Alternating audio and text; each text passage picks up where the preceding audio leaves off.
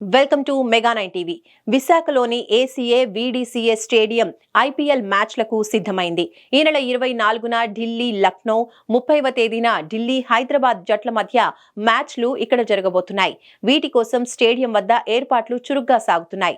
Stadium ముందు ప్రధాన గేట్ల ఎదురుగా ఉన్న మార్గాలకు రెండు వైపులా అభిమానుల రద్దీని కట్టడి చేసేందుకు ఇనుప బ్యారికేడ్లను అమర్చారు. మ్యాచ్ వీక్షించేందుకు వచ్చే అభిమానులు, వీఐపీలు, వీవీఐపీలు వాహనాల కి పార్కులు, కళాశాల మైదానం, ఖాళీ స్థలాలు సిద్ధం చేస్తున్నారు. ఈ క్రమంలో పీఎం పాలెం పోలీసులతో పాటుగా స్టేడియం నిర్వాహకులు పూర్తి స్థాయిలో ఏర్పాట్లు పరిశీలించారు. దీనిపై మరింత సమాచారం మా ఉత్తరాంధ్ర ఇన్ఛార్జ్ దుర్గా ప్రసాద్ అందిస్తారు. ఐపీఎల్ క్రీడా ఉత్సవానికి విశాఖ సిద్ధమైంది. ఈ నెల 24వ తేదీన అంటే మార్చి 24వ తేదీన ఢిల్లీ క్యాపిటల్స్ లక్నో మధ్య విశాఖలోని పిఎం పాలెం వద్దన ఏసీఐ వీడీసీఐ క్రికెట్ స్టేడియంలో తొలి మ్యాచ్ జరగనుంది. ఢిల్లీ కూడా ఇప్పటికే విశాఖ చేరుకోవడం జరిగింది. ఏదైతే ఢిల్లీ జట్టు ఉందో విశాఖ కూడా చేరుకోవడం జరిగింది. ప్రస్తుతం మనం పిఎం పాలెం వద్దన ACI VDCI international cricket stadium వద్ద ఉన్నాం. ఈ నెల 24వ తేదీన ఈవినింగ్ ఏదైతే డే నైట్ మ్యాచ్ సంబంధించి evening T20 IPL T20 match తొలి మ్యాచ్ జరగనుంది. ఢిల్లీ క్యాపిటల్స్ సంబంధించి ఇది హోమ్ టౌన్గా విశాఖ నిలుచుకునే నేపథ్యంలో మొదటి మ్యాచ్ కూడా విశాఖ వేదికలోనే జరగనుంది.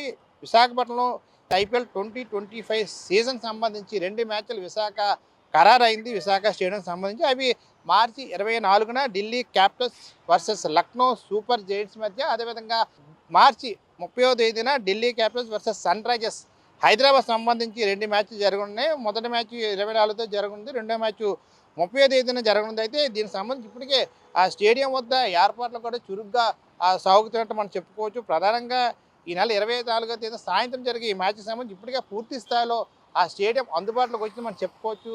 లోపల సంబంధించి ఇన్నర్ గార్డెన్ సంబంధించి లోపల ఏదైతే స్టేడియం లోపల కూడా పూర్తి స్థాయిలో అన్ని రకాలుగా ఏర్పాట్లు జరిగాయి. ప్రస్తుతం ఐపీఎల్ క్రికెట్ జరగనున్న నేపథ్యంలో పూర్తి స్థాయిలో కూడా అన్ని ఏర్పాట్లు జరిగాయి.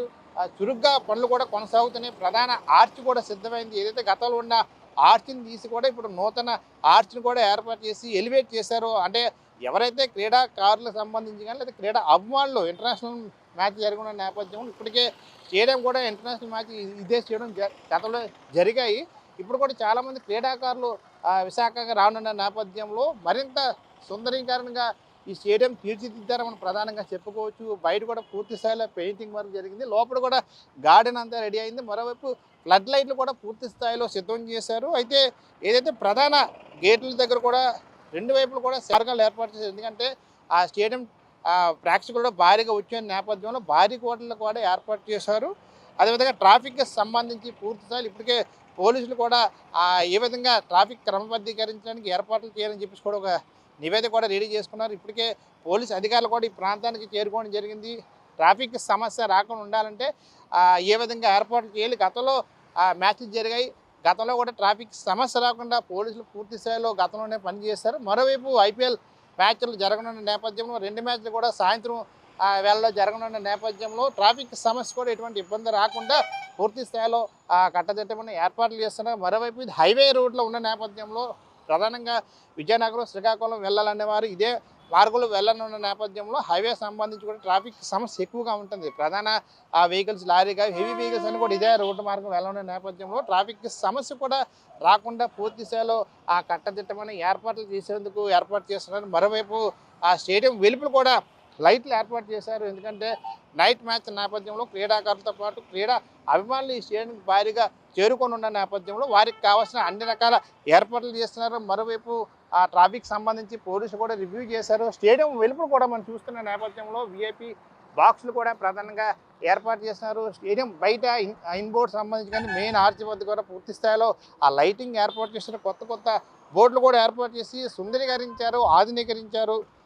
ఓవరాల్గా మనం ఏదైతే మనం చూస్తున్నా ప్రధానంగా వీవీఐపీఎల్ తాకిడి కూడా ఎక్కువగా ఉంటుంది నేపథ్యంలో వారికి కావాల్సిన పార్కింగ్ ఫెసిలిటీస్ లోపల ఆ కార్ పార్కింగ్ సంబంధించి కానీ లేకపోతే క్రీడాకారులు వస్తున్నప్పుడు క్రీడా అభిమానులు కూడా భారీగా వస్తారు. వారికి కావాల్సిన ఏర్పాట్లు పూర్తి స్థాయిలో ఏర్పాటు చేశారు. మరోవైపు పార్కింగ్ సమస్య గతంలో కొంచెం ఇష్యూ ఉండేది. ఇప్పుడు ఆ పార్కింగ్ సమస్య మరలా తలెత్తకుండా ఉండేందుకు పూర్తి స్థాయిలో ఇప్పటికే ప్రత్యేకంగా ఒక ఏర్పాటు చేశారు. స్టేడియం అవతల వైపు రెండో గేట్ ఏదైతుందో ఆ గేట్ లోపల కూడా వీలర్ సంబంధించి పార్కింగ్ ఏర్పాటు చేశారు. మరోవైపు విఐపీల కోసం కూడా ప్రత్యేక కార్ పార్కింగ్ ఏర్పాటు చేశారు.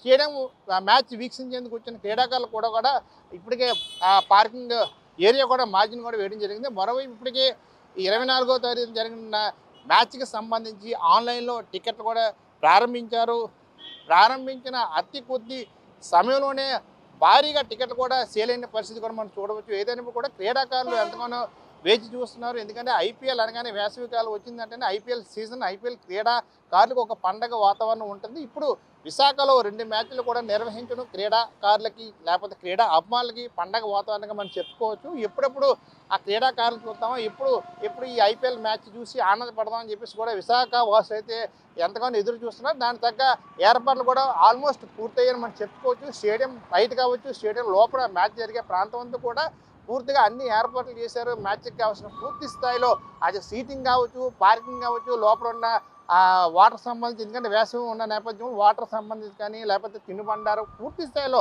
అన్ని రకాలుగా ఏర్పాటు చేయడం కూడా జరిగింది. Camera person Ganesh Durgaprasad, mega 9 TV, Visakha.